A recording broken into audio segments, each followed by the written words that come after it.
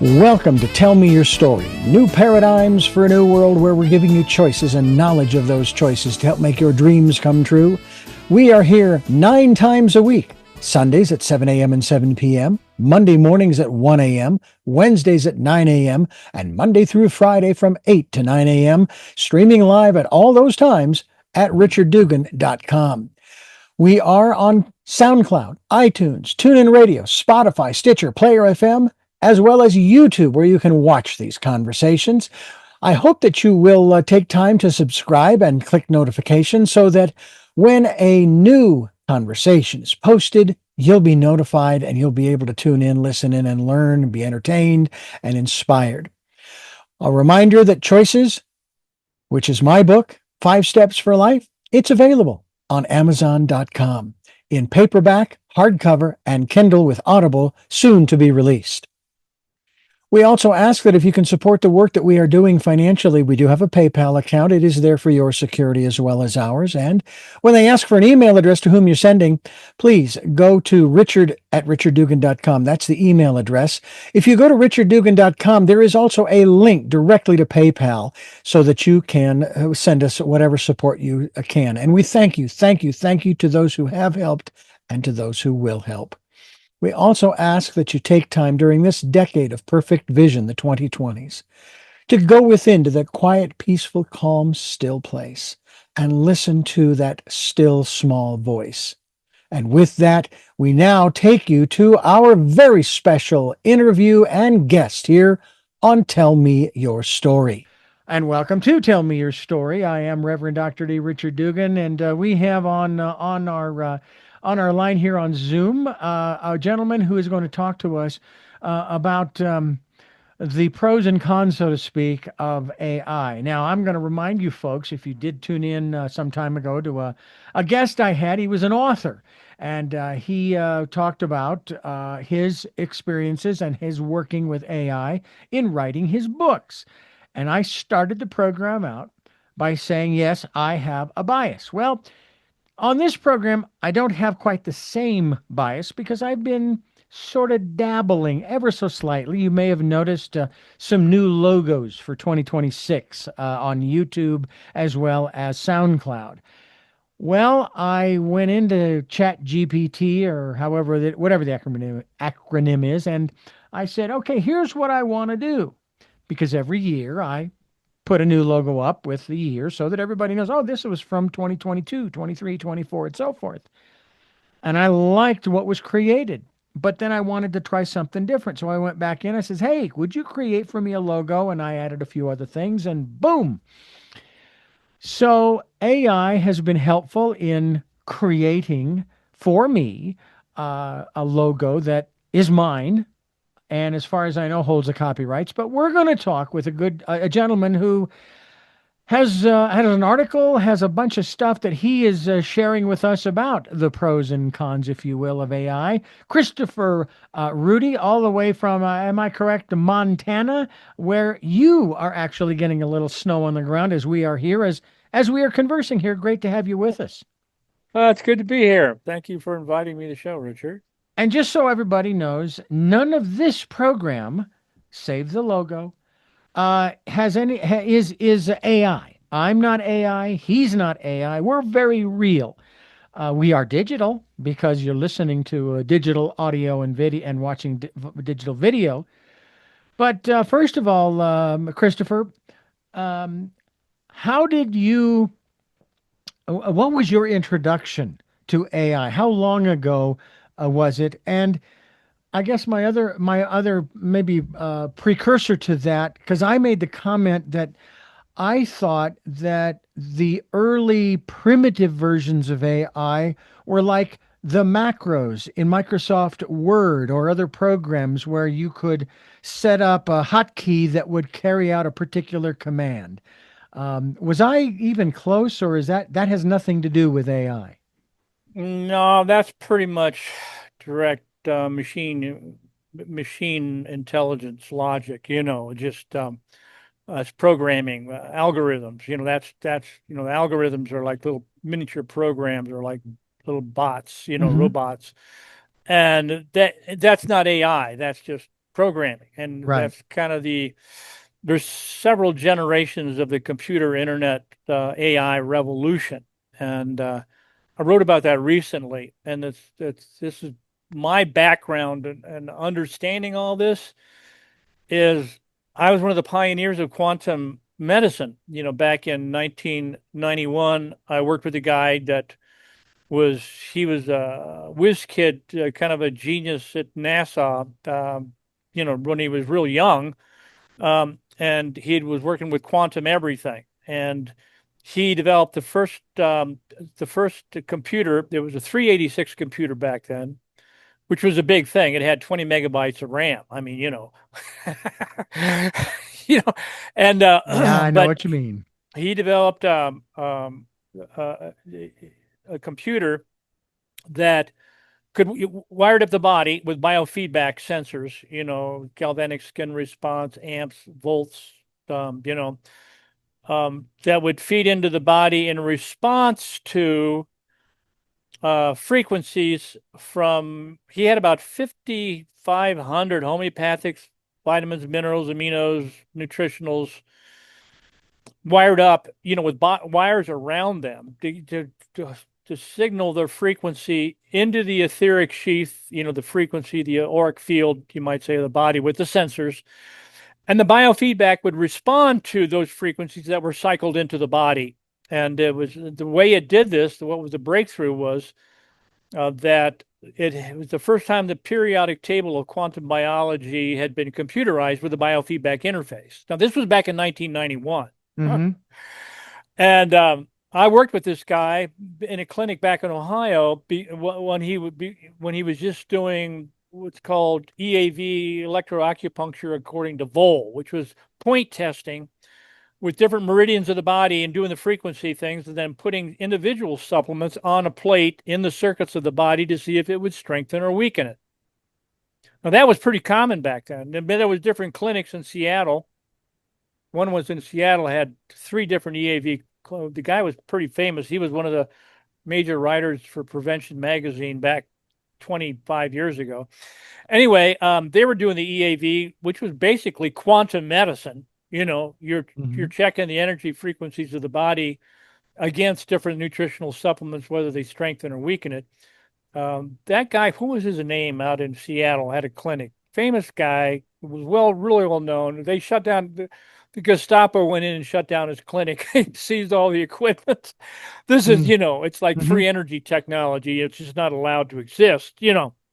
So the EAV that I was doing in the clinic back in Ohio with this guy, I got him to come. I'd gone up and seen him in Northeast Ohio. This was back in Troy, Ohio, where I had to come into a clinic with 3 chiropractors. I was the holistic guy and had him do all these different clients I had in town. And says, this guy's really, I mean, this is breakthrough stuff. And anyway, he told me at that time that he knew that this quantum technology was the future, and that he knew he could do, in his mind, he could see how this was going in the direction of, on that tricorder on Star Trek, you scanned over the body and it picked up the frequencies and, did a complete diagnosis.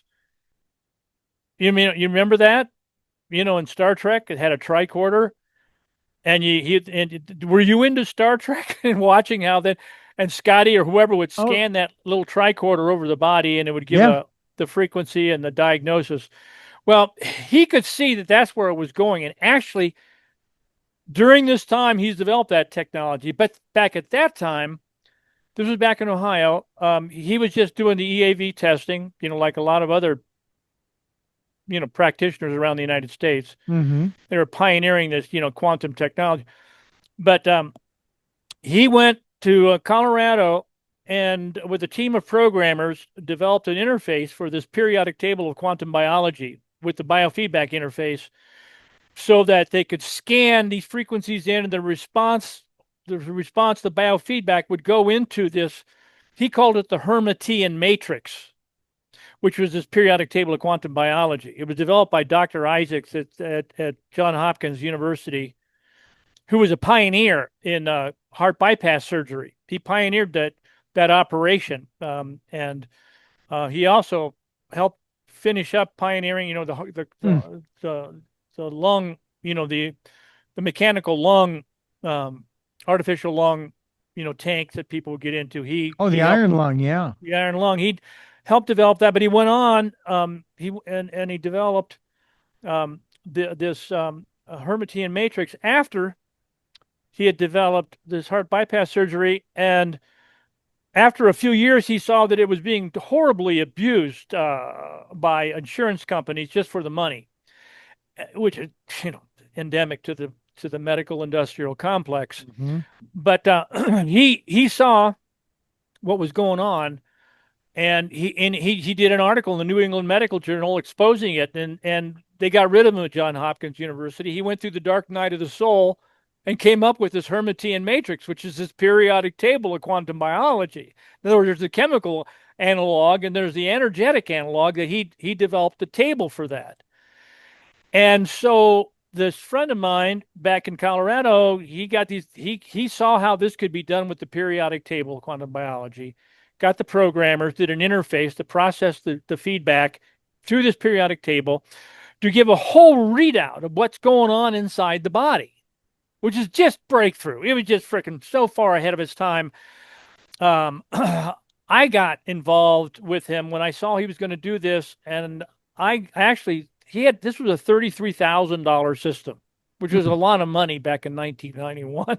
Yeah. And I sold 5 of these systems and had one of them myself, and was just had phenomenal results. And the problem was, and I saw it right away, I had clients going back to their doctors saying this is the future of medicine. Well, you know, they're not going to go back to medical school. There's no medical schools for quantum biology, And so there was this wave all across the country as he got this equipment out there. There was this wave of feedback. He was one step ahead of the feds getting out of the country, and he went to Eastern Europe. And to this day, he does seminars in international waters with his equipment, which has now evolved from that 386 computer, has evolved to laptop, and now he's got handheld devices that will do the scans of the body almost like Star Trek. I mean, it's that advanced. And he has these teams of programmers from Eastern Europe working with him, Mm. developing this technology. So Hmm. there's all this really advanced quantum technology out there now.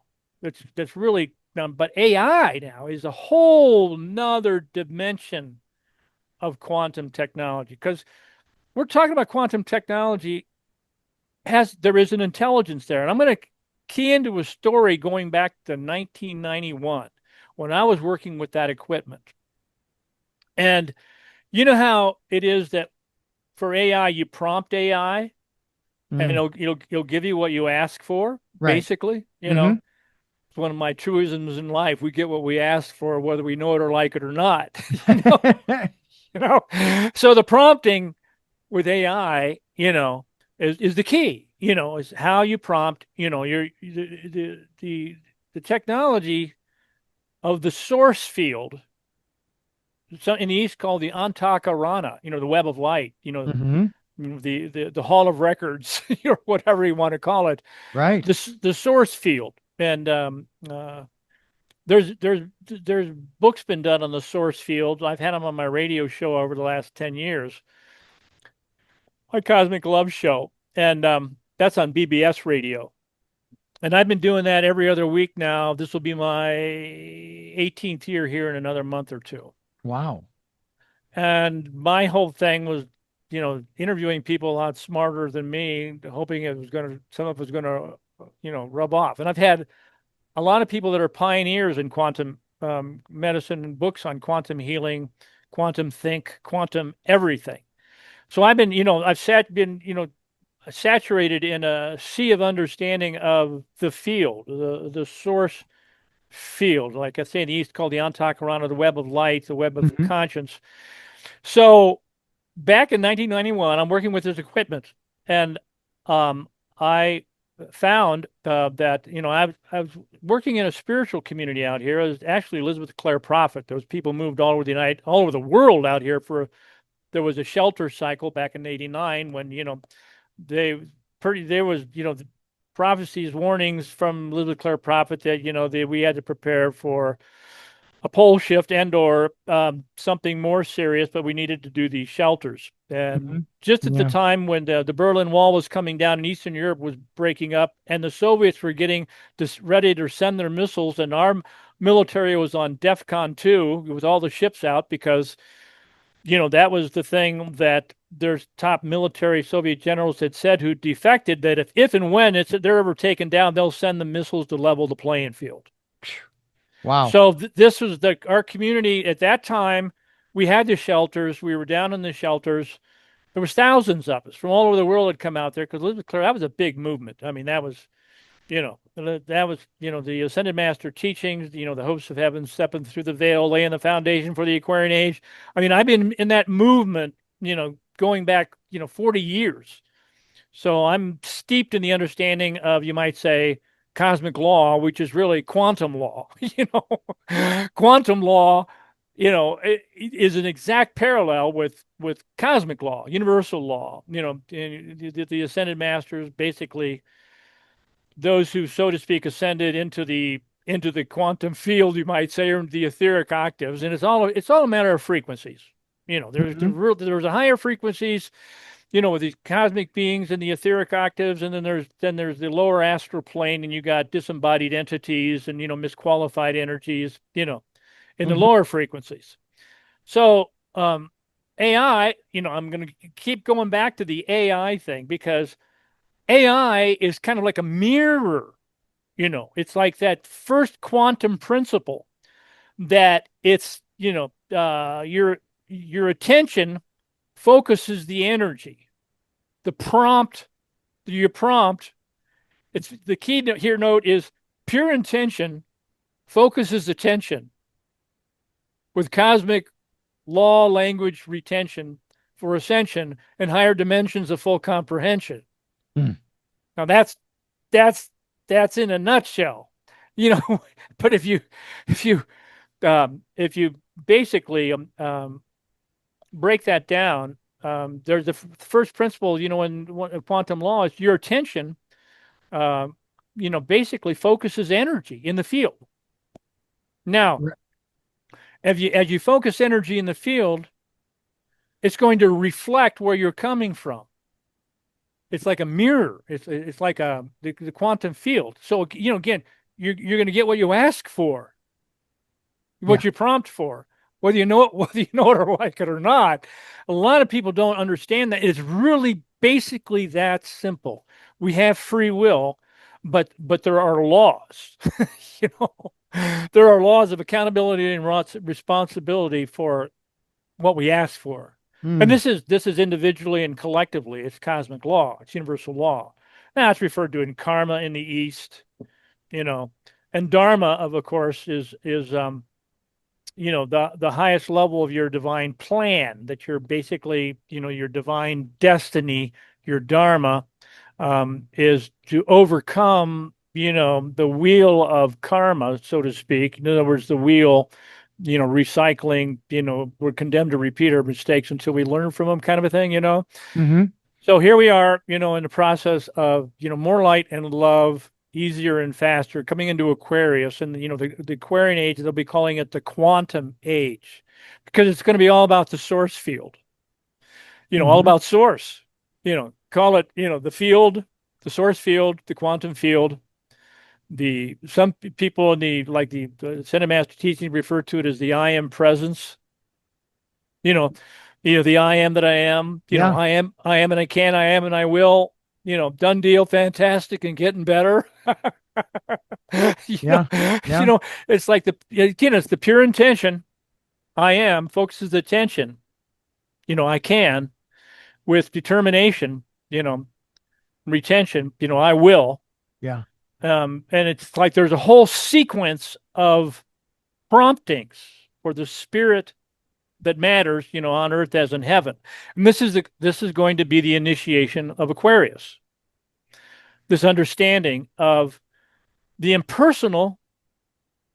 It's not personal. It's universal cosmic law of we reap what we sow. What Hmm. goes around comes around. To every action, there's an opposite and equal Yeah. reaction. Whether you're talking about, physics or biology, stimulus response, or, theology, we reap what we sow. This is it used to be called common sense, but common sense is uncommon, and the most powerful special interests in the world have a vested interest in keeping common sense uncommon, Hmm. And so we have the divisive dialectic going on, divide and conquer, where people have their consciousness fragmented with all kinds of inversion, subversion, and diversion from common sense, the unified field, the Yeah. source field. We are one. We're all connected. We're brothers and sisters in a global village Hmm. of the family of mankind. We're all and so you got all this inhumane insanity like the Gaza genocide, or I call it the mass pharmacide globally, with COVID. Man, it was just freaking pharmacide. I mean, they're saying now that based on studies, and there's multiple studies that I've seen repeated over and over on certain channels, that they did studies, for example, and on the side effects of the COVID, the incidence of reactions to the vaccines. And the studies have showed over the last 20 years that only about 1% of the official data of harmful effects, side effects. We're talking about ranging from, there's all kinds of very subtle side effects to death, Hmm. Hmm. but they're only about 1% were ever reported. And based on that, based on the official reporting, the data now worldwide, they're estimating that as many as 1 billion people have been harmed, if not killed, by the vaccines. You'll never hear that in the lamestream media, you know. Yeah, yeah. So this is stuff that's unspeakable, that's unthinkable. And I'm going to touch on this for a second because I had direct experience with, over the last 5 years I mean, this thing with COVID was a huge major thing, like AI is now. Hmm. The global transformation that went on, the whack in the collective consciousness that went on, with the injection of these toxic genetic poisons, has just really impaired, a large percentage of the world's population. AI has the potential to either heal that or compound the problem again 100-fold. It could compound we're just seeing right now the tip of the iceberg of what AI can do, and the potential for AI is a golden age. Hmm. Very quickly, we could have a golden age very quickly, or we could have just flat out technotronic technocratic tyranny. Yeah. We could have that very quick. And matter of fact, the trending is in that direction. However, the singularity aspect of quantum everything, how everything is connected, all the knowledge explosion, revolution, is moving towards, with AI, is moving towards the singularity, common Hmm. sense, Yeah. the unified field. So there's an accelerating trend towards, I call it waking up, wising up, and rising up. The Yeah. ascension current. It's like the ascension spiral going viral. That's in one direction. Then you've got the power trips of the power elite, who are or see themselves losing their monopolies on energy. They've been suppressing free energy technology since Tesla. Yeah. They're suppressing quantum healing technology since 1991. Mm. I'm going to go back to that experience in 1991 working with that technology because it's going to give a window into understanding what's going on with the intelligence in the field and the Hmm. importance of prompting AI always with pure intention and focusing that. So what happened was, Well, I'll tell you what, I'm going to have you pause. First of okay, all, you remind me of the two interviews I've already had with Howard Bloom out of New okay, York. Okay. Fascinating conversation. Number two is when you talk about this whole aspect of healing. I was privileged to be the narrator for a device that actually came out, I believe, in the 30s called the Rife Frequency Generator, which is all part of this process, I along with have one of Steve. those. Yeah. Yeah, along with Stephen Lewis, who wrote the book Sanctuary and has this EMC squared program that takes one of your photographs, analyzes it, and then sends the balancing frequencies to you to help in aid in your own healing. The other aspect of this too is because I noticed this in your bio, we had 18 years ago Barbara Marks Hubbard on this program. Yeah. She talked about all of these different things in addition to telling us that we are going through, this was back in 2008, we are going through, and we're still going through, these birth pangs. In other words, we Oh, yeah. are in the process of giving birth to something incredible, magnificent, wonderful, awe-inspiring, etc., etc. But boy, I tell you what, I never thought that it would be 18 years. I thought the gestation was only 9 months and then it was done. But we're there. And I have Well, also been talking with another woman out of Ireland. Her name is Sarah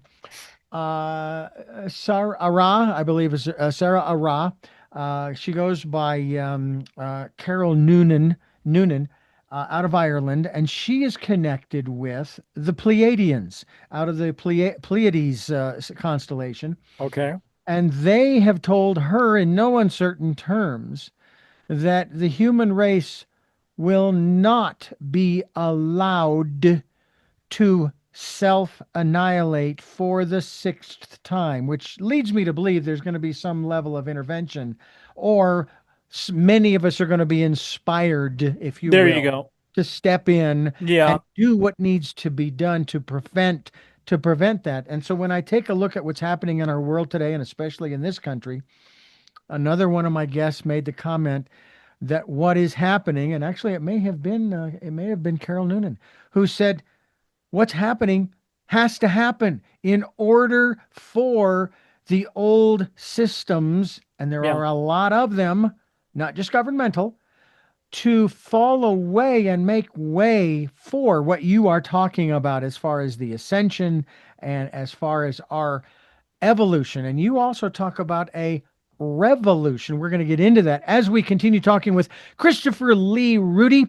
And we're going to do that as we continue here on Tell Me Your Story. I'm Reverend Dr. Dave Richard Dugan. He is Christopher Lee Rudy. And we are here talking about a lot of different things. And I'm going to have you obviously continue that, what you were saying before, but I want to let our listeners know you also have your own podcast that you mentioned, Cosmic Love. And you've also developed a couple of things which are interesting.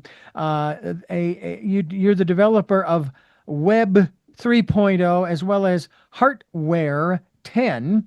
I want to talk about those in a little bit, but you were headed off in a direction where you were going to continue to explain this process that we're going through, starting out with, the free energy concept and on and on and on.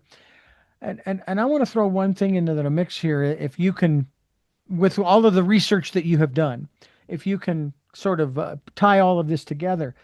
You talked earlier, of course, about our minds, and we, it's been said as long as I've been a metaphysician, for decades, we create our own reality. And there are those who refuse to believe that, as well as that we are all connected. And my wife and I have been together for 28 years. And what is amazing is some might consider miraculous things that have taken place in our lives that to us just seem like ordinary things. And again, we are of that mindset of wanting to evolve, raise our consciousness, etc. That, and this most recent one, in this day and age, here, especially here in California where we live, where we were actually able to purchase a little over a three quarters, no, I'm sorry, $250,000 home. Now, Everybody talks about how expensive it is, especially in California, and the taxes, and the this, and the that, and the other. And yet I hear people saying, "Oh yeah, we're going to go take the family to on vacation to Disneyland this year." Well, how much do you think that's going to cost? Oh, a couple grand maybe, and maybe we'll put on a credit card or we'll save or whatever. What it doesn't matter. But they're also the same ones that moan and groan and complain about the price of gas, the price of food, the price of this, the price of that. I will tell you that my wife has inculcated into my mind, and I now believe it because it just makes life so much easier. Well, it doesn't matter what the price of things is. You either pay it or you don't. No complaining. You either put the gas in the tank and pay the two, three, four, $5 a gallon, or you don't. It's your choice. I mean, it is your choice to complain, but by the same token, why would you do that? And yet you took your family spending two, 3 grand on a vacation. What have you got to complain about? That kind of thing.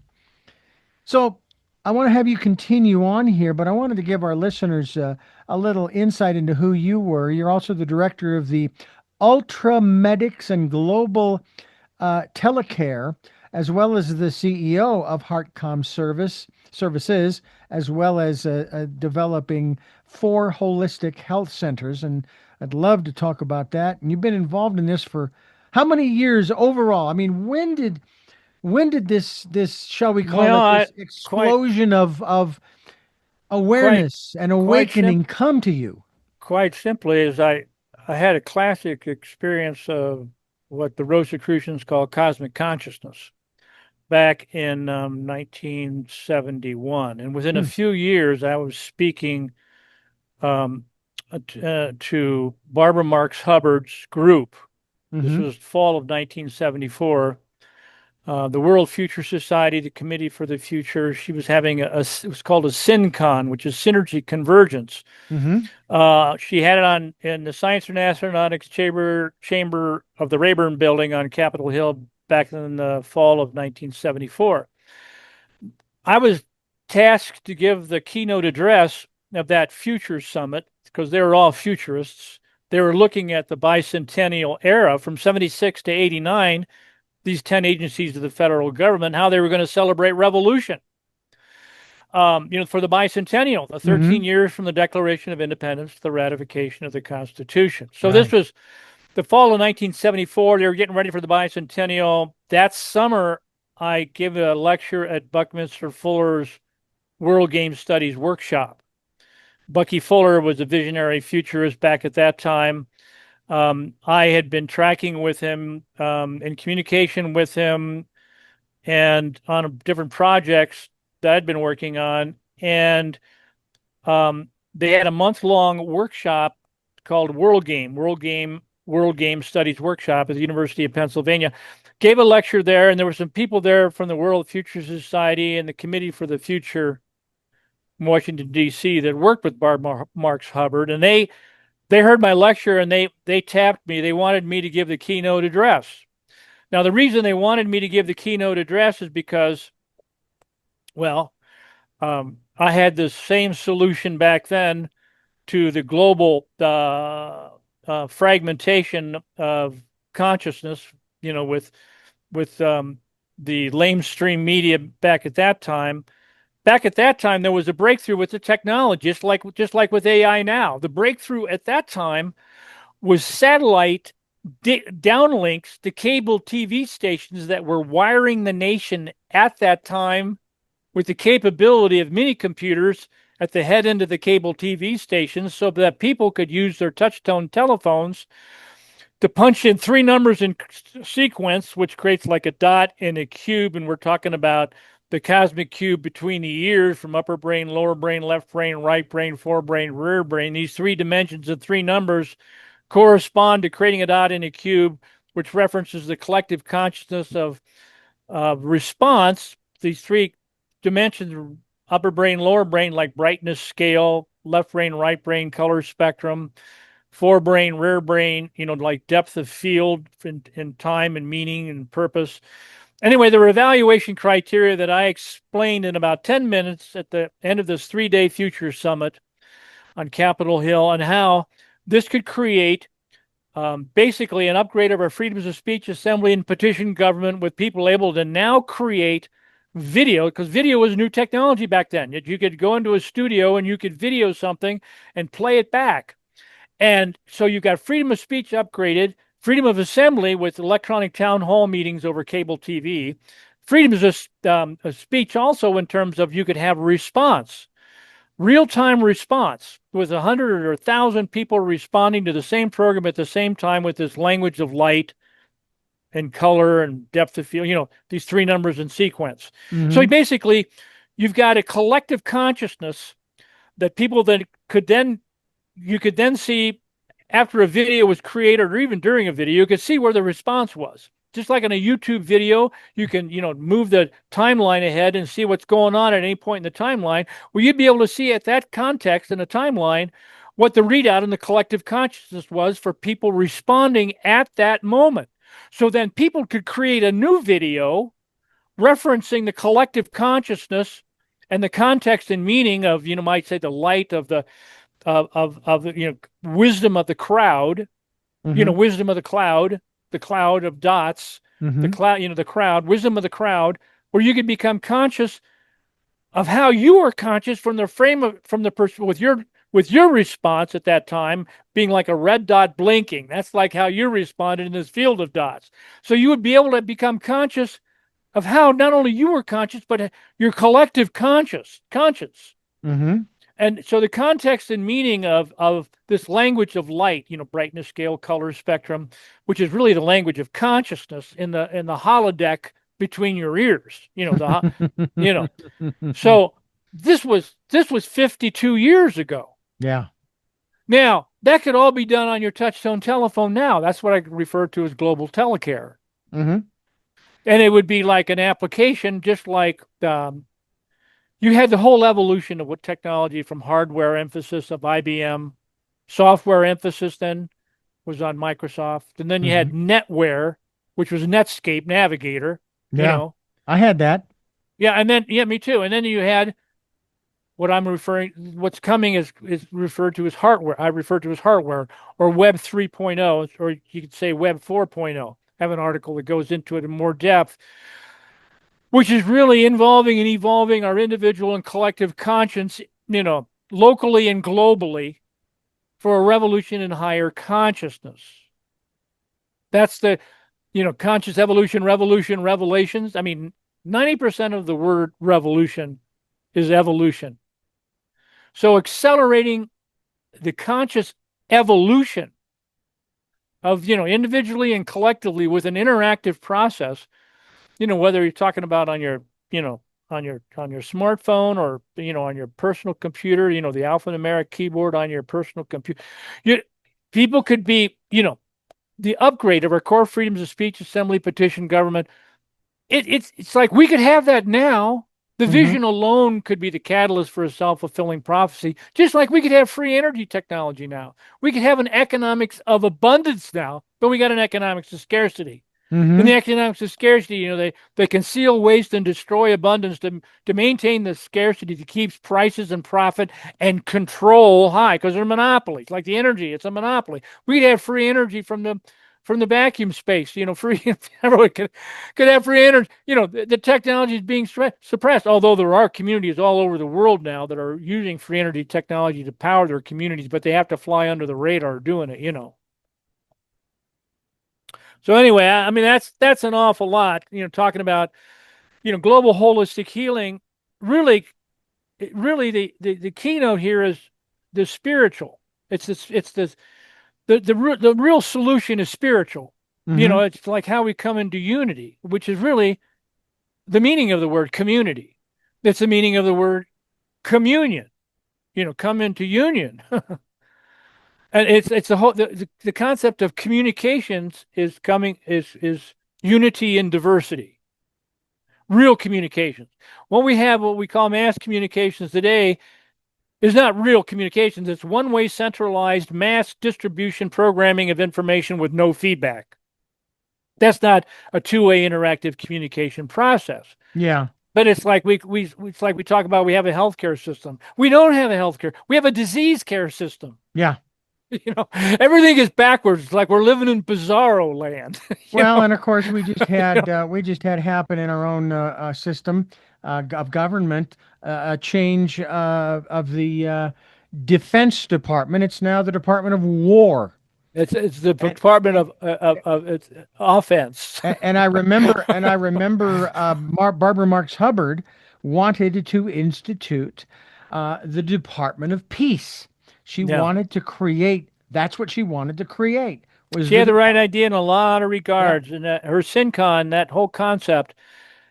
What happened when I gave that presentation to the 10 agencies of federal government? Mm-hmm. I chunked it out.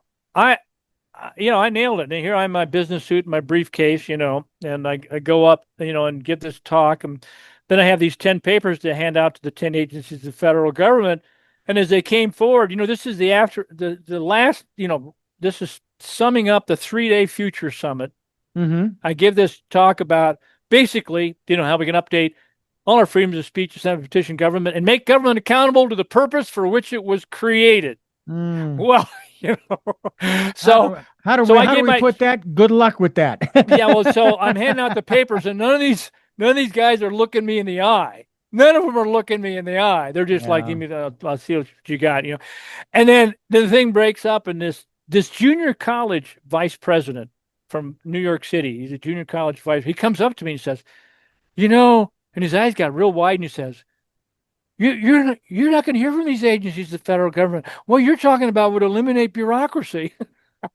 and, Well. and there was clicking. I mean, these were J. Edgar Hoover days. I mean, Mm-hmm. Yeah. and so there was clicking on my phone back in Ohio, for the next 2 weeks until I started answering the phone.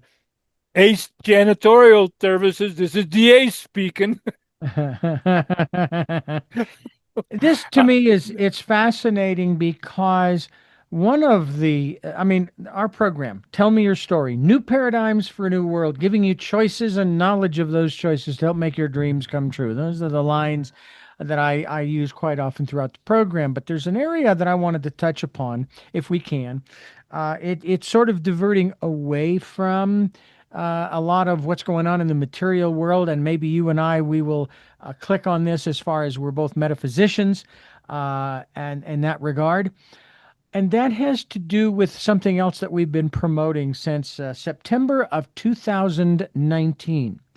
So it's been going on for over 6 years, almost 6 years, I should say, five and a half. Anyway, and it went like this.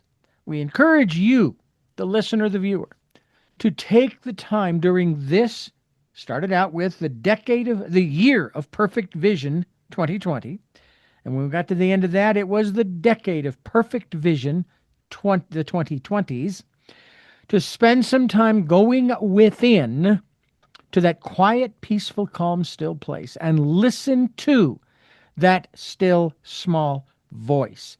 How important is it for us to do just that based upon all of this other stuff that I mean we have a laundry list of things that need to be either eliminated or changed in our civilization, and use that in a very general sense, um, in order for all of us to share in the benefits of living this incredible, miraculous life that and let me put it two ways, that we have been given, but also that if I'm understanding correctly, that we have actually created for ourselves. What can you share with us from your perspective on that inner life and how important the connection to spirit, to the divine, and whatever other acronyms you wish to use, or pronouns, Yeah, if you will. yeah. It's like I remember going back 52 years ago. There was people at that future summit that were famous that were saying things like, all of our social, political, and economic problems are at core communication problems. Now, that's a different way of saying, in a secular way, that all of our problems are spiritual problems. Mm-hmm. because coming into unity, community, communication, you know, common sense, the family of mankind in a global village. I mean, we have a global village of instant everywhere interactive communication capabilities. We've already got that. So we virtually have a global village in principle, but there's all this divisive dialectic BS belief system, whether it be, the identity of individuals that are separate from other individuals, that BS, that we're just, that we're not, that, and the creation of hate creation and creating of divisions of sexism, racism, and all these divisive stuff, that's all orchestrated to keep people fighting among themselves so we don't unify. So we don't, we either, and Ben Franklin said at the beginning of the revolution 200 years ago, 250 years ago, says either we all hang together or most assuredly we will all hang separately. And he was Yeah. talking about, hanging by the neck, Yeah.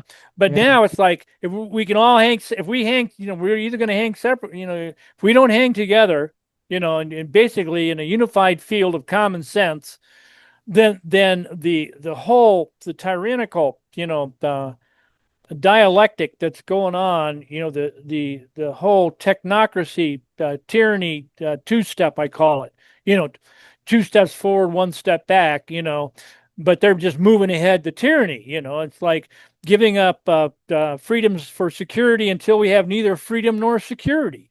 And there was founding fathers that talked about that. So we're at the 250th year, and we're talking about the real solution is a spiritual solution, how we're going to come into unity, Mm-hmm. community. And you can get into all kinds of different dimensions of spiritual solutions. But really, the understanding of how we have the tools and technology to create, culture, civility, community in diversity, unity in diversity, common sense, a unified field conscience. And of course, there's been prophecies for thousands of years about this time of Aquarius, where we come into basically, and Aquarius, the energies, the frequencies, these higher frequencies, it's like the higher mental body of the order of the universe, Mm-hmm. Yeah. the order of the universe, the quantum order, the quantum science, the quantum reality, which really comes down to quantum law and quantum principles, which, the more I work with them, the more, I understand that there is the geometry of divinity. God, if you look at God as geometric ordered divinity. In other words, the fractal order of the holographic universe, it's all geometric. It's Mm-hmm. all geometry, the order of the universe. I mean, there are laws of the circle. There's laws of the square. There's laws of the trine, the synergy and the trinity. And I've got this love model that I key into as a kind of a frame of reference for cosmic law, which you could say is spiritual law. God is love. So this love model with the LOV being a L linear, O spherical, V trinity, E is like a square with a cross through the middle, and the point being the capstone looking down on the pyramid of self and civilization, which in the ancient mysteries, that symbol of the square with the cross and a little circle in the center representing the pyramid is sometimes referred to in the ancient mysteries of different metaphysical disciplines. Mm-hmm. You can see it east and west as the most powerful thought form in the universe and the key to the ascension of the planet. Yeah. So it's that E with LOVE, with the E being that square with the cross. That's a synthesis of the first three principles, which is like the threefold flame of the heart: power, wisdom, and Mm-hmm. love. It's like the executive, judicial, and legislative branches of government. You can get into the threefold flame of cosmic law all through nature, just like, you can get into the polarity of the L, the masculine and the feminine, as above, so below, as within, so withal. Right. There's a geometry, all these quantum laws, cosmic laws that are ancient, mystical, metaphysical, but they're just common sense when you get into the very basics of it, which comes down to like pure geometry, and God is love. It's Mm-hmm. it's not rocket science, but you can get into the rocket science as far as the quantum field science of how everything is connected. Yeah. And that's pretty much what I play with. The metaphors, the exquisite metaphors that deal with the law of the one, circle, two and one, the cross, three and one, the Trinity, four and one. This cosmic square, which you can see in Eastern mandalas, the Sri Yantra, and you can see in Hmm. Western Jungian psychology, the archetypes of the collective consciousness. And and the fifth point, the five in one, that point of the capstone, Hmm. that thing of the magic, you know, basically the components to the capstone and integrating those components with this creative ascent process, CAP, creative ascent Hmm. process, up the sides of the pyramid to the capstone, Yeah. that ascent. Now we're talking about individually, spiritually, mentally, emotionally, and physically, Hmm. and collectively, Right. government, education, healthcare, and the economy. But These yeah, four core institutions. right. Now, But we're you also talking about a frame of reference for that cosmic cube, right. you know, which is that three dimensions that reference the upper brain, lower brain, left brain, right brain. In other words, an Mm. interactive interface so that 1,000 or 1,000,000 people in any social media network can respond to the same program at the same time without creating noise, but in fact, creating a unified field, wisdom of the cloud or wisdom of the crowd Hmm. in the collective consciousness with context and meaning at that time to reference how we're, again, either we all come together or we're all Yeah. going to hang separately. Mm. This is a way we can come together with an upgrade of our core freedoms of speech, assembly, and petition government. Yeah. You asked me earlier about my connection to and interest in Star Trek, very much so, even more so than, even though I loved the concept of the Force, there was something about Star Trek that so appealed to me. And in the Next Generation series, there is one line in one episode that I found absolutely fascinating, and it sort of, I think, it sort of codifies what you have been talking about here, where the episode has to do with, actually, it was a two-parter, and this was the end of part two, where they had been dealing with Sherlock Holmes' nemesis, Moriarty. And Oh, Data, yeah. of course, is really a fan. He just really would submerge himself in all of this. And he's standing in the conference room holding this box that's holding gagillion bytes of data, so that, and they managed to get the holograph of Moriarty and his girlfriend and so forth in there, tricked them to going in. And now they've got so much data space, they will be traveling for centuries and never know that they are inside this box.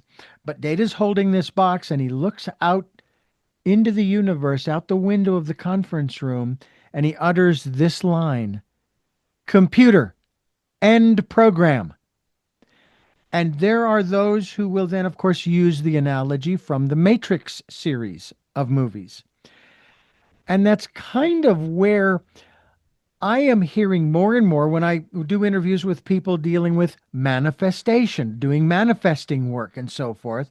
They're basically saying the same thing. They're saying that we can have whatever it is that we want. And of course, then you have the secret. And I remember an interview with someone talking about the secret, and they said, well, they left something out. I says, really? They didn't do it on purpose, they said, but they left something out. What they left out was the fact that, yeah, if you really want an ocean liner, I mean, that's really what you want, is a cruise ship that holds thousands of people and you want to own it, and so on and so on and so on. All right, you can certainly petition the universe, and the universe may very well give it to you, but here's the kicker from my perspective. We put out a little over a year ago, actually longer than that, that we wanted to move from Santa Barbara. Didn't we want to move to Ireland? That's sort of our final destination, but we had to move. We were evicted. So we kind of put it out there. We need to find a place to live, universe. Please guide us. And of course, I'm looking for a place to rent. Not even thinking about the possibility of looking for a place to buy. And I mentioned, this a little while ago. And the next thing you know, and here I am sitting here under probably about a foot of snow on the ground. Uh, my wife and I are living in our own home. And now we're putting whatever monies we put into the home that is ours. Now there will be those who will be facetious and say, well, actually it's the bank that owns it. It's like, get out. We made this transition. The universe made it happen. We trust the universe. That's what I was talking to you before about going within and listening to that and following the promptings of the still small voice. So, would you agree that, or do you have a perspective on this concept that we are living in what we call the analog world, but it is no different than the virtual digital world that we have created with the goggles and all this kind of stuff, that we can turn it off anytime we want? And I'm not talking about committing suicide in terms of turning off the analog world. I'm saying, I don't like this script. Someone even told me this. Richard, you can rewrite your script. It's not in concrete, it's not undoable. And you can make whatever changes you want. What are your thoughts in that regard? Did you sign a contract before you came into this world to have the experiences you have, or is there some other manifestation that's happening that guides you and your life? Well, I think we all have soul contracts when we come in. We have these contracts that we agree that we're going to try to do certain things, the great karmic board, spiritual overseers, whatever you want to call them. But it's like you're born into a family at a time, in a community, into a body, genetics. That's all, it's not by accident. Hmm. There are cosmic, we may not be aware of them, these cosmic laws, these universal laws. And some people, they just can't, they don't, it's not taught in formal education, so they just don't believe it. Hmm. They get their minds full with so much BS belief system of institutionalized, basically insanity, the sense of separation rather than the sense of unity. Right. And so it's like the big giant miasm that a lot of people live in. They're just not conscious of how they're conscious. They're just not aware of how they're not aware. Yeah. Yeah. And they're aware, they're conscious, but they're 100% right for their prevailing awareness. Everyone's doing the best they can with what they got, Right. what Right. they come in with, and you can't judge them in a sense, or you interfere with another person's free will, in a linear or nonlinear way. And nonlinear would be, psychic space. If you judge a person, it's going to come back on you. It's going to Hmm. bite you in the ass. It's just the way it works sooner or Right. later. So there's that small voice within. Once you're conscious of how you are conscious, you have a conscience. That's the small voice, you know. And as we become more aware of the language of consciousness, the language of light of consciousness as consciousness, we basically involve and evolve our individual and collective conscience with a capital C, as in Christhood. Right. So the second coming is like the coming of higher intelligence, higher conscience. It's like E equals mc squared. C is the speed of light, and as you approach the speed of light, c squared, all time and space becomes relative. Well, that's the way it is with conscience. As you Hmm. become conscious of how you are conscious with a conscience, you can see into the past, the future. You can basically mediate the you can mediate and you can navigate and mediate the collective consciousness. You can navigate it. You can go into the source field. And there's remote viewers that do that. We're trained that, in the public fool system, we're trained that we can't do that. We're not taught how to, remote view or any of that stuff. But this is ESP, which is not extrasensory perception. It's effective sensory perception. There's nothing extra about it when you've got it. Hmm. Mm. And this is going to be the Aquarian age. This is what we're coming into with quantum reality, quantum Mm. science, Mm. quantum everything, quantum connection, the law of the one, Yeah. unified field. Because in a unified field, you know that you don't judge other people negatively with your effective sensory perception, or it is going to bite you in the ass. Yeah. Yeah. What I find so fascinating is the fact that, and again, because we are not taught this, and so forth, that I remember watching the TV for a very brief time on June 15th of 2015. And most people probably don't even know what was happening on that day. But that was the day that victimhood was reintroduced to our society.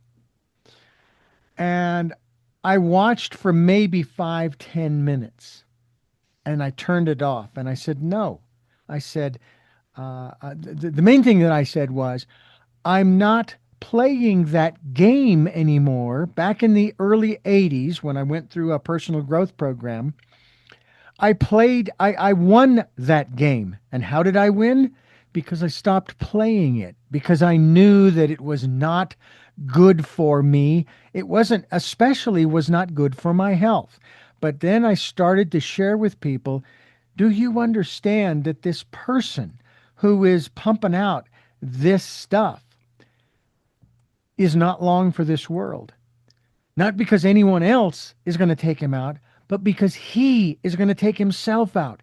Hmm. You cannot put out that kind of energy for an extended period of time without it having an adverse effect on the physical, mental, emotional, and maybe even spiritual aspects of you, who Well, you are. there's an analog to this in what Yes. happened Mm-hmm. during COVID. I'm a naturopath, and I've had these four Yeah. holistic health centers. Mm-hmm. And I mean, 30 years ago, and my children were small, I wanted them to go to school, and I found a homeopathic medical doctor to give to homeopathic nosodes for vaccines to my kids that didn't have one Avogadro number of toxic crap in it at all. You know, it was their homeopathic nosodes. And this medical doctor, she was an MD. She was Dr. Mazaman Panos, who was the former president of the National Center of Homeopathy back in Washington, D.C. Her Mm-hmm. husband was a famous homeopath, worked himself to death. Her father was a famous homeopath, worked himself to death. They were in such big demand, like 80 years ago. Mm-hmm. Homeopaths, they were the best doctors, but they were just like the whole profession was destroyed by allopathy and Rockefeller's medical industrial complex with their Mm-hmm. miracle drugs, so to speak, and public relations and all that. So I reference all of this because back at the time when the whole pandemic thing was rolling out, Mm-hmm. I did, for example, locally, I did 5 letters to the editor of Livingston Enterprise. I just posed the whole thing.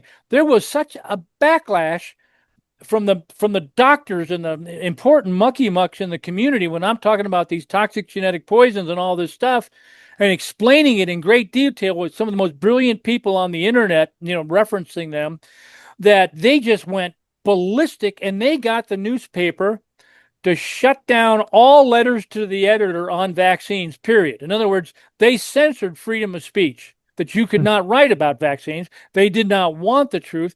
And actually, I had about 10,000 people on my email list at the beginning of COVID. By the end of it, with all the expose stuff I was doing, explaining what it now is being recognized by anyone that's got half a brain, Mm-hmm. they're not going to get any more vaccines. Right. But during that, I lost like 7,000 people on my email list. Just said, take me off your list. I don't want to hear your anti-vax conspiracy tinfoil hat conspiracy stuff. So this is it. If you're going to be now, it's not so bad as it was. There's a whole wave awakening up right now. Yeah. But we're going through a thing of this process, and you can't be attached to results. Your intentions, if it's pure, you're going to go through the best information that's got the most, I call it holistic or spiritual or spherical, inclusivity as far as what's real.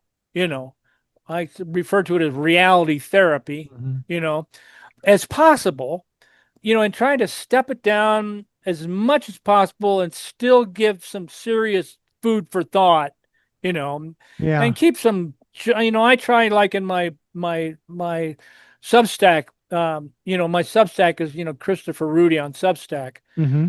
And I've been doing that 2 years. And it was after that I got deplatformed from a service provider that I had that had more than 10,000 emails on it, and they got to them and got them to shut me down, and then I went to Substack, Mm. and I brought over those 10,000 people, And they did a thing on Substack that whittled it down to about 3,000 because they do not want widespread truth telling. Yeah. As a general rule, they don't, because they're trying to hold that line on too much change too fast, because they call it, disruptive technology.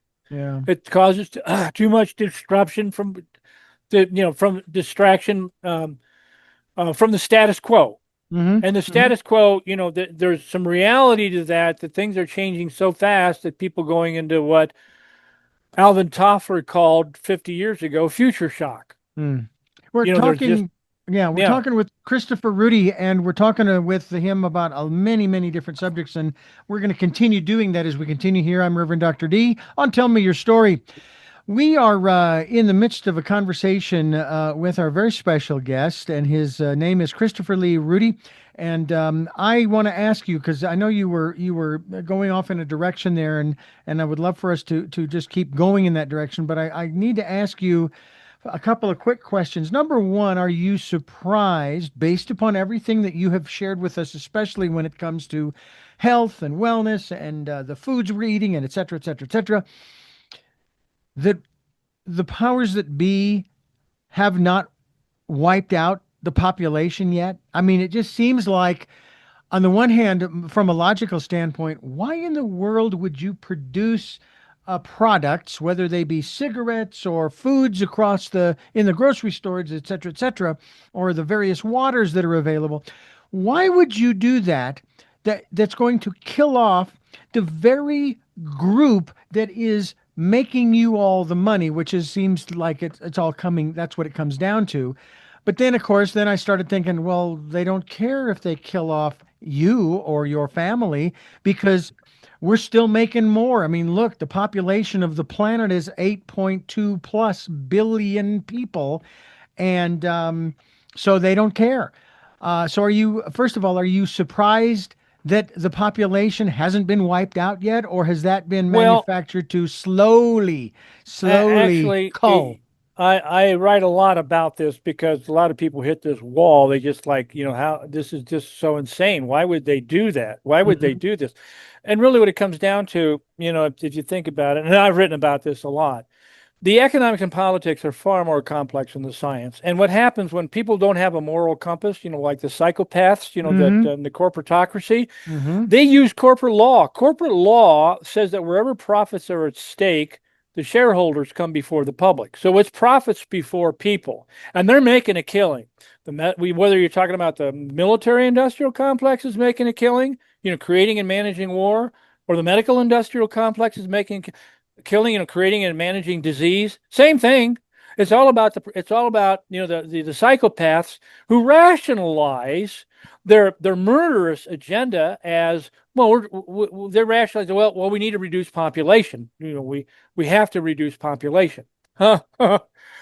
That's the rationalization and justification for mass murder, because Hmm. the toxic genetic poisons in our air, food, and water, from chemtrails to, the toxins they put in the food, and, the fluoride in the water, and the vaccines where they inject the poisons directly inside the body. They're poisoning Americans. Now, the human body is amazingly adaptive, Hmm. but really what the human body, when it's healthy, what it adapts to is the morphic field, the energy field of harmonics, the order of the universe.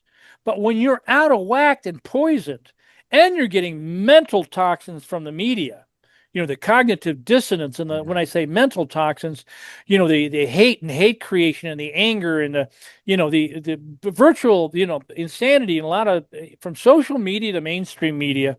You've got, a lot of people just that are in the astral plane. They're like disembodied entities without a moral conscience, you know, Yeah. without a moral, they knew what they were doing. If they were conscious of how they were conscious, they would know that the venom that comes out of their mouth, and some of the poison that comes out of their mouth with the anger, and the vituperance, or, they just that, just the energy of negative energy, the backlash that they're killing themselves and anyone that's listening. Yeah. Now, I don't mean to be too intense.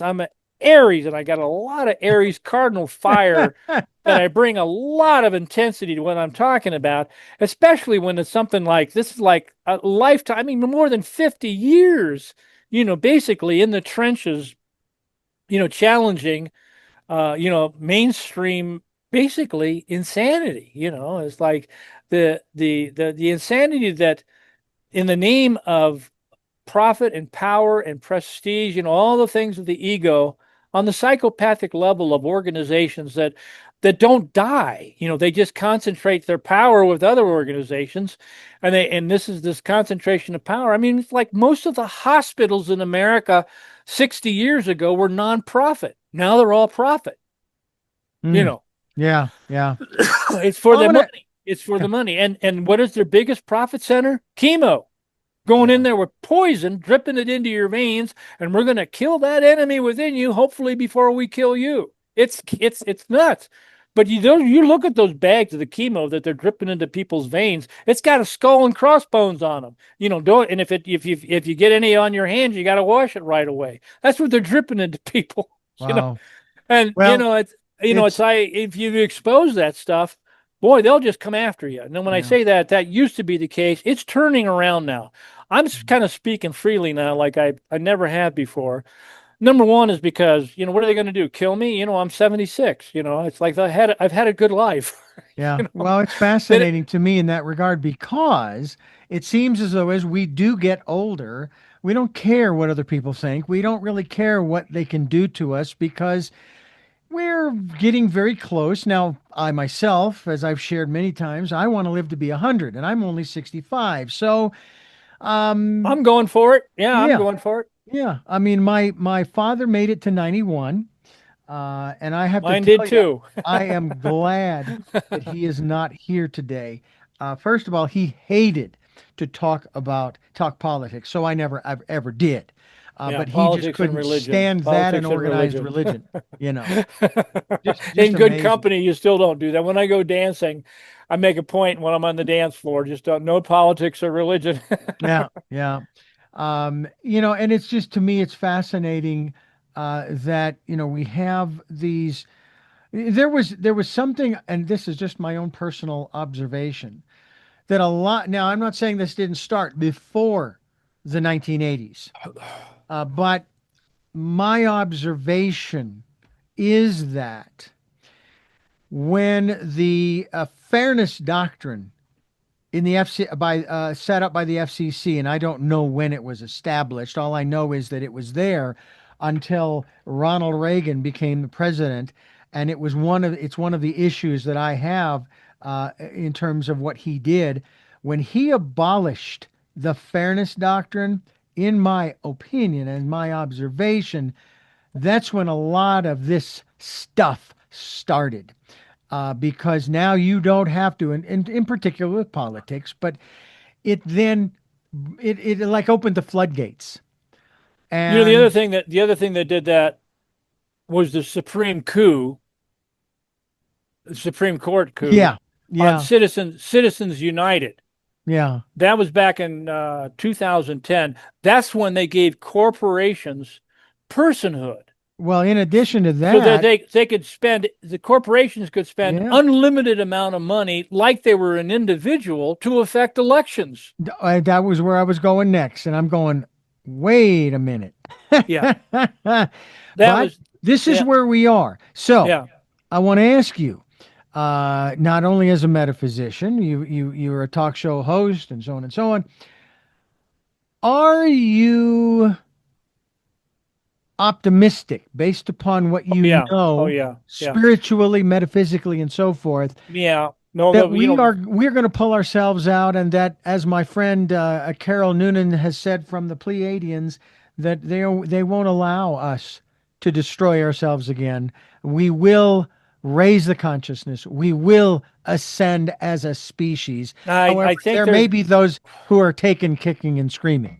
I think the morphic resonance is a real thing. Morphic resonance, in the field. Hmm. It's like the 100th monkey syndrome. You get to a certain critical mass. Well, we're at that critical mass in the collective consciousness now when the morphic resonance, the veil is thinning with when I say the ascended masters, cosmic beings, the Pleiadians, whatever you want to call them.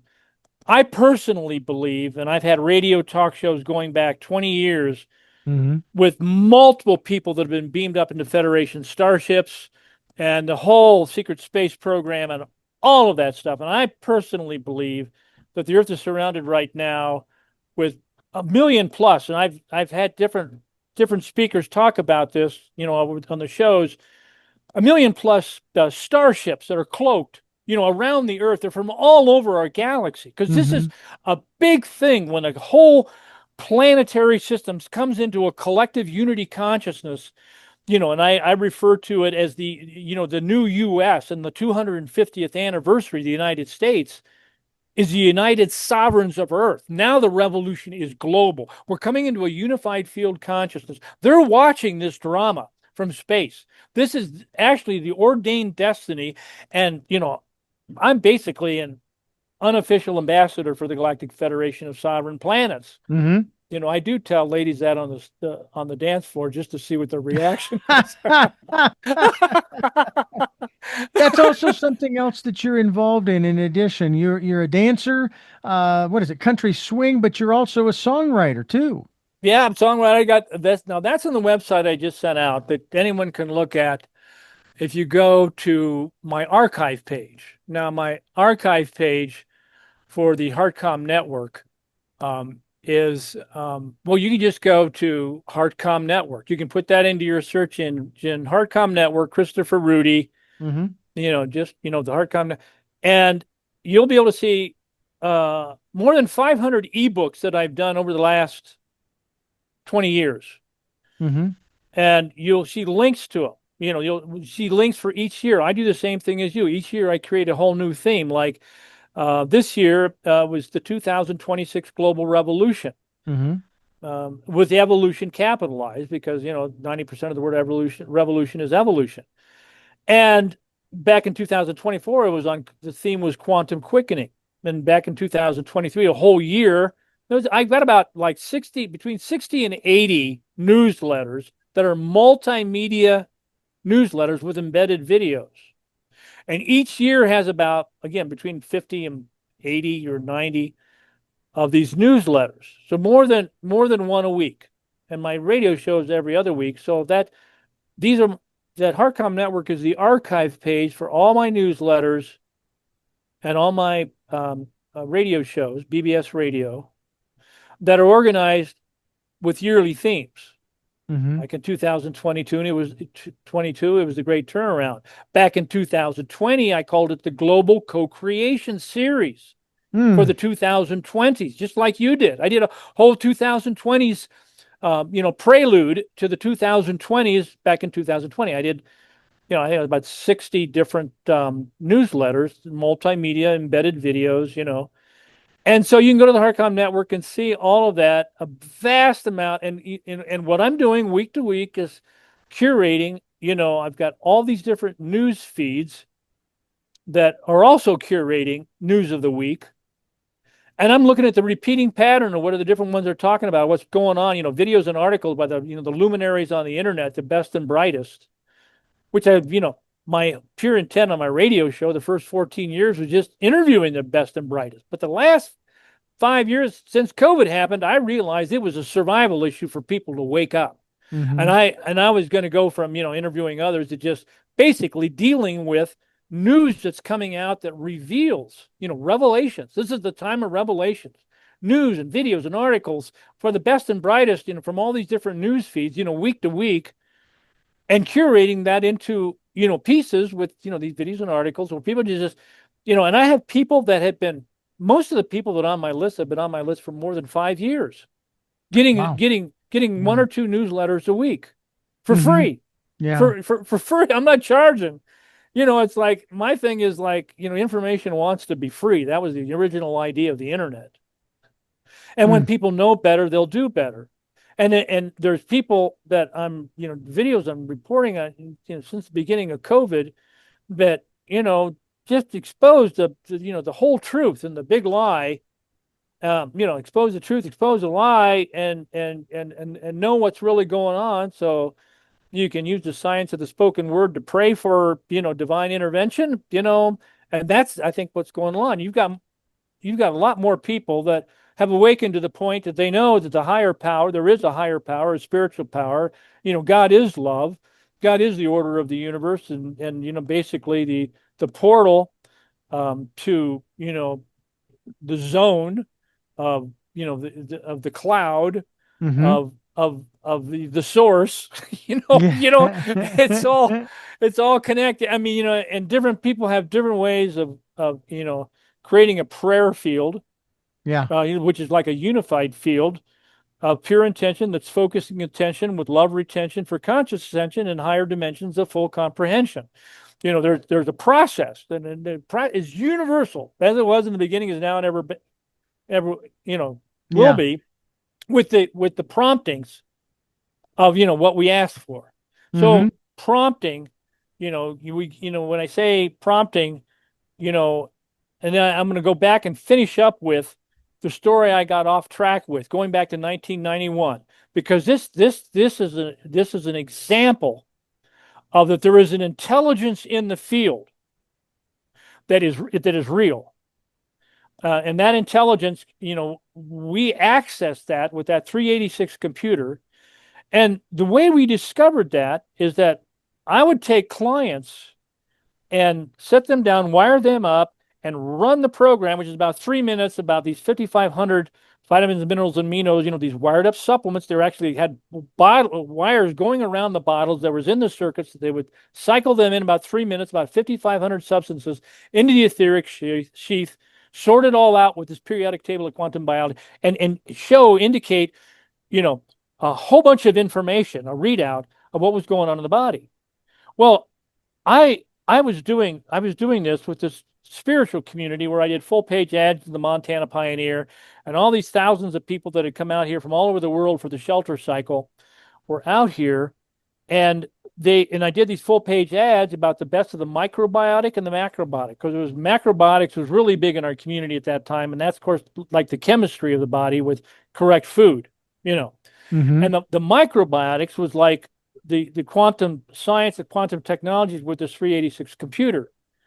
And this is ultramedics, ultramolecular medicine. That's where the word ultramedics comes from, which is one of my businesses that I have with nutritional supplements, the Swedish flower pollen extract, which is nutraceutical grade royal jelly. That's the product that sponsors my radio show. It's my own product, and I ship that all over the world. Mm-hmm. Have been since 1987, when I went to Sweden and I got the North American rights for that product. Mm-hmm. And that really, that the story of that product and the story of healing physically and spirit healing energetically with quantum medicine and quantum healing is like the best of both worlds. It's like the 1-2 punch. So I had full page ads back in 1991. I got booked solid with people coming in, getting wired up, and I was running these scans on people and getting these incredible readouts. And then I had homeopathics and nutritionals that were indicated, and I went over with them and told them I didn't prescribe anything. I used to have a health food store when my first holistic health centers back in Ohio. Mm-hmm. So I knew not, never prescribe anything, just provide informed choice and just basically go through the information and, what do they think? And this is what I would do. This is what I suggest, and, do whatever you want. And, the results were was so incredible. It was like magic, these readouts, and then here's the point. There's the kicker. There was a lady in our community that worked closely with Elizabeth Clare Prophet. She was actually Elizabeth Clare Prophet's macrobiotic cook for 5 years. Mm-hmm.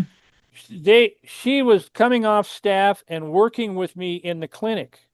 And she would work with the Hmm. macrobiotics upstairs, and I would work with the microbiotics with the electrodiagnostics. And we're doing the Mm-hmm. two, the energetic and the biochemical. Right. Anyway, she had one of her clients. She came down with one of her clients and said, "Could I do an invocation, a prayer to the Ascended Masters before you do the scan for the overshining of the equipment and our auras, and so that'd be divine sealing and protection around us?" And I said, "Sure." Well, this lady was a master of invocation, like Elizabeth Clare Prophet was a master of invocation. The science of the spoken word. Mm-hmm. She was a master of it, Elizabeth Clare Prophet. And this lady was like a real man. She gave an invocation of the Ascended Masters Blue Lightning, White Fire Angels, Australia, Purity Queen, Light, Goddess of Light, Healing Ray Masters, da da da Angels. She did it in a way with the vibrations like the hair went up on the freaking back of my neck. Yeah. She gave it, but here's the point. Hmm. The equipment, instead of going scanning in, for Right. 3 minutes, all this stuff, it went and there Wow. was a lot more readout that was much more specific on what was going on inside the body. Wow. Hmm. Now, what came out of that when I shared this with the guy, you know, that had developed this technology, that had escaped just in time to Eastern Europe to continue his work? He actually, for the people that in our community, that, the doctors that had come here from all over the world that were out here that bought this equipment, he actually, for them, um, had a boot up sequence in the computer where it actually had the names of these different ascended masters when the computer booted up, so that in the quantum configuration of all these energetics, that there would be a protection, direction, perfection, and perfection. This Hmm. energy of direction, divine direction, perfection, and protection. Right.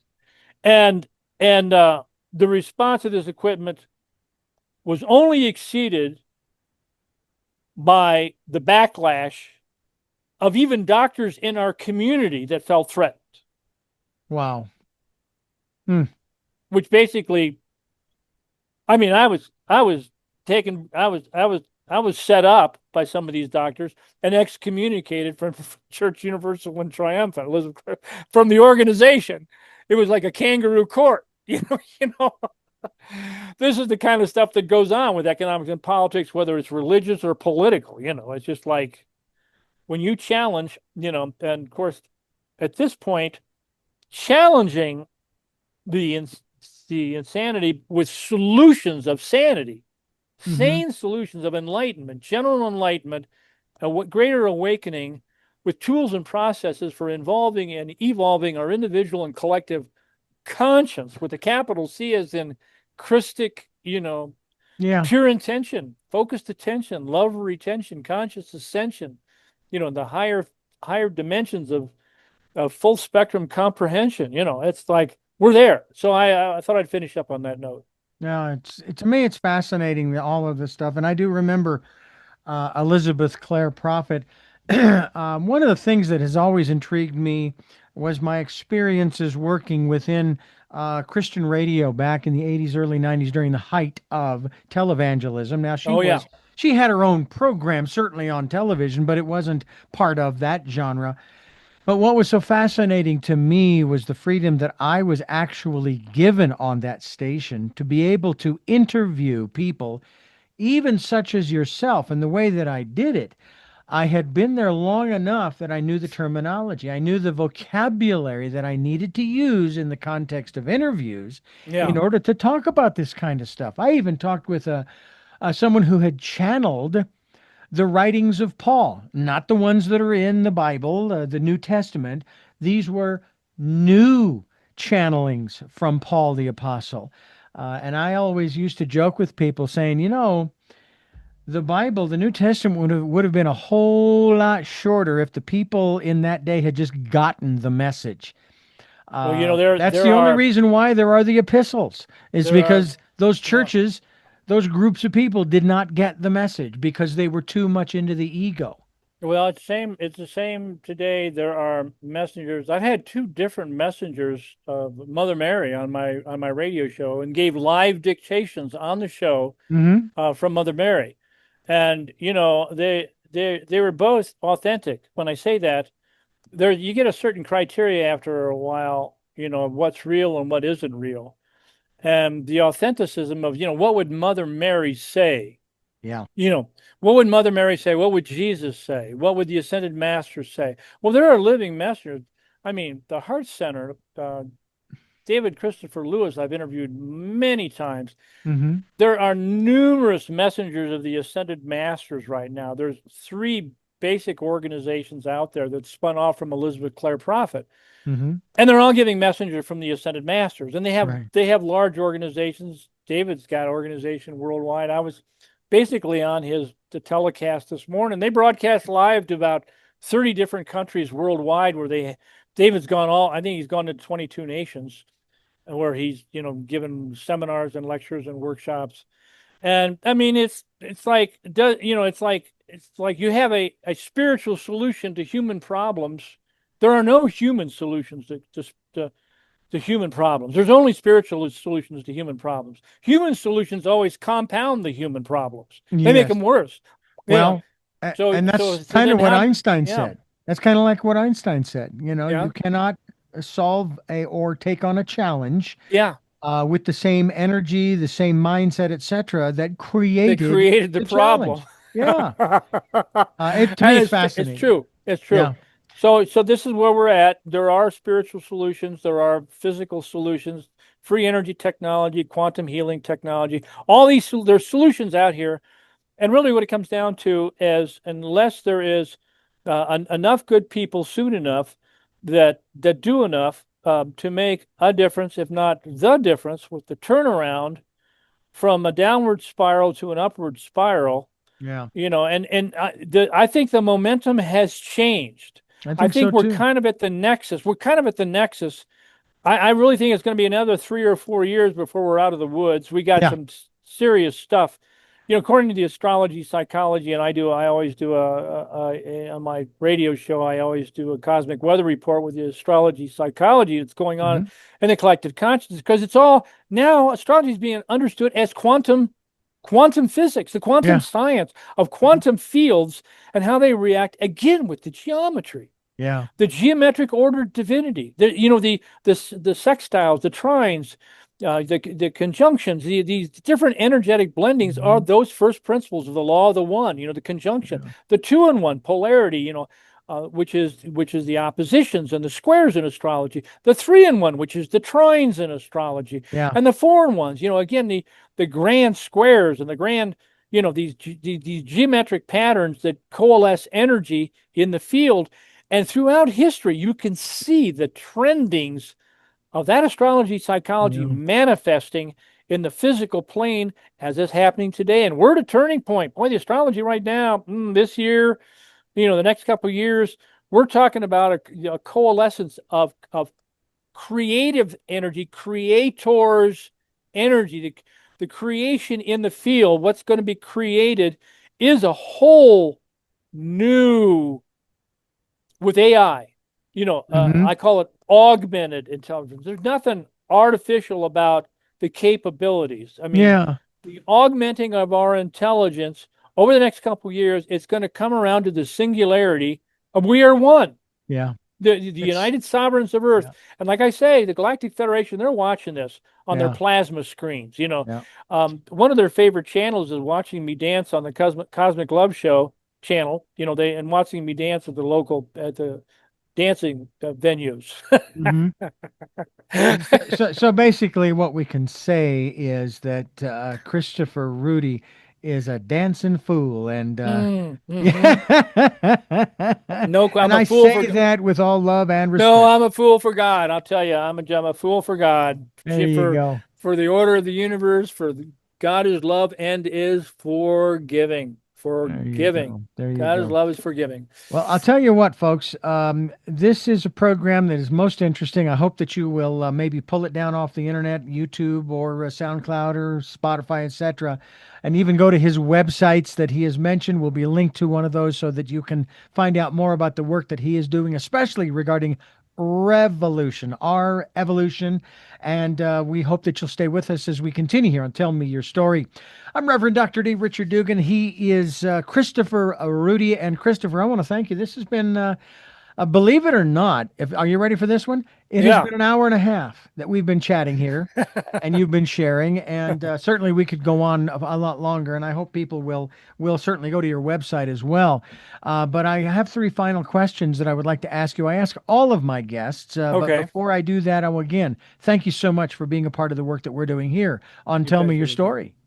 Thank you, Richard. It's been my pleasure. I would like to remind you folks that you are listening to and watching Tell Me Your Story, New Paradigms for a New World. We're giving you choices and knowledge of those choices to help make your dreams come true. Sundays at 7 a.m. and 7 p.m., Monday mornings at 1 a.m., Wednesdays at 9 a.m., and Monday through Friday from 8 to 9 a.m., streaming live at all 9 times at richarddugan.com. We are on SoundCloud, iTunes, TuneIn Radio, Spotify, Stitcher, Player FM, Blueberry, iHeartRadio, Amazon Music. We're also on YouTube as well as Rumble, and hope that you will click subscribe and notification so that when we do post a new conversation, you'll be notified as well. Hope that you'll go to Amazon to get a copy of my book, Choices, 5 Steps for Life. And it is available in hardcover, paperback, and Kindle. Audible, I'm working on it, trying to figure out just exactly the best way to do it. And I think I've come up with a solution. And you'll be able to get it basically at no charge if you would like the Audible version. And I'll let you know about that as time goes on. We also hope that you will take some time, as I mentioned earlier in the program, to go within to that quiet, peaceful, calm, still place and listen to and follow the promptings of that still small voice. We also hope that if you can help us out financially, we would be gratefully appreciative. We have a tip jar if you'd like to leave us a tip of any size, and it's called PayPal. And if you go to the homepage at richarddugan.com, there is a link to both PayPal and to Amazon for your copy of Choices. With all of that being said, we now move into our final 3 questions for a very special guest. The first of those is, who is Christopher Lee Rudy? Well, the simplest answer to that is a preliminary Wikipedia biography that I've done that anyone can go to the link, and the link is simply heartcom, one word, .org/wiki, that's capital W, wiki dash RU, capital R, RUDY, small, UDY. So it's basically, it's heartcom.org /wikirudy.htm. That's capital W, capital R. The rest is all lowercase. Okay. And if you do that, the Yeah. Wiki Rudy, it's like, Wikipedia, they really chop up people's bios. So I just did my own in the Wikipedia format. There's a preliminary. So if I die tomorrow, my legacy, my kids have been put on notice with my last will and testament to just use this as my official bio. Yeah, there you go. And it's like, it's basically, I've put enough energy and attention to it that it kind of speaks for itself, and I would be happy with that, as my legacy. And like I say, I'm kind of flying under the radar as the host of Cosmic Love. I'm not really worried about it. I'm sure the powers that be don't want to make an example out of the host of Cosmic Love, Now, what I have noticed, the powers that be have been trying to do this now for the last few years and have been failing miserably. Every time they turn around, it bites them in the butt. So there you go. Yeah. Second question. Yeah. Second question. What gets you up in the morning? Well, quite honestly, it's like I have cardinal fire out the kazoo. All my inner planets are in Aries. My sun is in Aries. They're conjunct, in the 11th house, which corresponds to the collective consciousness. So I have come to an understanding of my own personal astrology psychology and given many, many workshops locally on cosmic clock astrology, where, the best way to learn astrology is to teach it. And of course, over the last 20 years, I've been actually doing astrology in people's charts for 40 years as an astrologer. So the understanding of cosmic law with cosmic astrology, cosmic clock astrology, it's called, that has basically, I'm on the clock. I'm on, my astrology, my transits, what's going on in my personal energy, psychology, astrology right now is I'm kind of wired with fulfilling, what I came here to do. And like I say, I've got it to the point where, my legacy's in the can, and I'm just going full tilt now. I'm just going full out, more light and love, easier and faster. Yeah. And so that's what gets me up. I can't think of anything better to do. And I love to dance, and I'm dancing with you right now. I love it. I love it. I love the two step. It works for me. And our final question for you. This is a question that comes from a movie that I really enjoyed watching. Mitch is riding horseback with his buddies, and he asks them the question, what was your best day? My best day, probably ever, was that experience of cosmic consciousness where the my kundalini went up my spine, my chakras went off like, and then it's like my crown chakra like exploded. I saw into the past, into the future, the bliss, the joy. Why even ask? And then this small voice creeps in and said, "Wow, I'm really there." And then there was a feeling of falling, ego, falling into the, and then coming back to that philosophic calm, like the center of the hurricane, or you've got this philosophic calm where you can reflect the heavens, or you can see through the surface of the water to the depths of the unconscious, the Hmm. past, the future. It's right there. It's the field. That's the source field. Now, when I'm in meditation now, I call it mediation with the field, the source. Now, that can be any field. I can be preparing for the talk today with you, where I go through the field of information that we discussed that we were going to discuss. Mm-hmm. I tell people what I'm going to tell them, then I tell them, then I tell them what I told them. It's like there's a field there, and I kind of tune into that field, and then so it's like as I become more adept at creating and managing fields of focus with pure intention, with love retention, that conscious ascension in the field, you know, of organizing all information in formation along more enlightened lines that frame universal cosmic law, the law of Mm-hmm. then it's like it transforms me. It's like enlightened self-interest. It's like why I've done my radio show for 20 years. Yeah. It's like I become conscious of the field of light and consciousness that's out there, Yeah. and with the idea of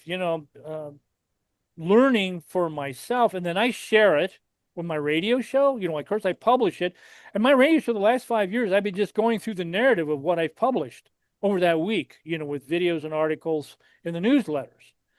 So I have a cycle week to week of researching and basically discovering and then sharing, some kernels of light and love. And I most of my posts, so I call love sandwiches, with light and love on the front end and the back end and strong meat in the middle, Mm-hmm. relished with little, humor and memes of, to remember, for forever, memes Yeah. to remember, Mm-hmm. and it's like to remember, what's real, and so these love sandwiches I do is some serious food for thought with some serious meat, wrapped in light and love, cosmic love, universal law language. So Yeah. I can't think of anything better to do. And like I say, it's like enlightened self-interest, and Yeah. I want to share what I learn with others. And I figure it's good karma. Yeah. Putting it out there is important, and you've got to do that in order for people to know what you're thinking, and that's part of how we all grow. We glean from one another. All of these different messages. It's like what James Redfield said in his Celestine prophecy, Yes. that we all have messages for each other. Do Yep. not, as I like to use the analogy from Star Trek, don't put up the shields. Because Yeah. no messages can be transmitted or received. You can certainly fire your weapons. Okay, we've seen that. We don't need any more of that. Let's make the shift here. Well, with the Christopher, thank you. I was just going to finish up with the little thing on the science of the spoken word that you can invoke the ruby ray of intense, your ruby ray guns. You can basically address, the field. Mm-hmm. You can prompt the field with an invocation, any invocation with the science of the spoken word, and including, taking and then this is what I recommend for initiates on my list. You can take serious meat of crisis in the world, and you can take that and you can, basically target it with your ruby ray guns with this intense love of God into it so that it basically neutralizes all that's less than love. Mm. Now that's a scientific principle with the science of the spoken word Mm. with AI is understood as prompting. So your prayers are prompts. Mm-hmm. What you pray for, you're going to get what you ask for, whether you know it or like it or not. And if it's very specific, and you can do it, for all kinds of situations. But this idea of prompting the field with invocations, the science of the spoken word Mm. and the Zen Master teachings and a lot of cosmic law teachings from many disciplines, many religions involve the science of prayer, and this, again, the pure intention that focuses attention in a way that creates a self-fulfilling prophecy Mm. and manifests heaven Yeah. on earth. Yeah. And anyone can do it, and everyone, every little bit helps. Absolutely. And sometimes you can make a difference, if not the difference. You can make the difference, whether it's a local, global, personal, planetary issue. You Yeah. can make the difference. Yeah. Every little bit makes a difference. And Absolutely. that's Absolutely. my, everyone can make a difference. That's my, bottom line. There you go. There you go. Well, I've said it before. I'll say it again as we wrap things up. Words have power, ladies and gentlemen. Words have power. So choose your words wisely. And with that, we thank you all for listening to and watching Tell Me Your Story, New Paradigms for a New World. And until our next broadcast, podcast, video cast, love to Lal. Jeanette, I'm still listening. Dad, continue to be happy because I am. Smokey, I'll see you on the other side. Mike, thanks for being in my life and letting me be in yours. And to my dear friend Zorro, aho, aho.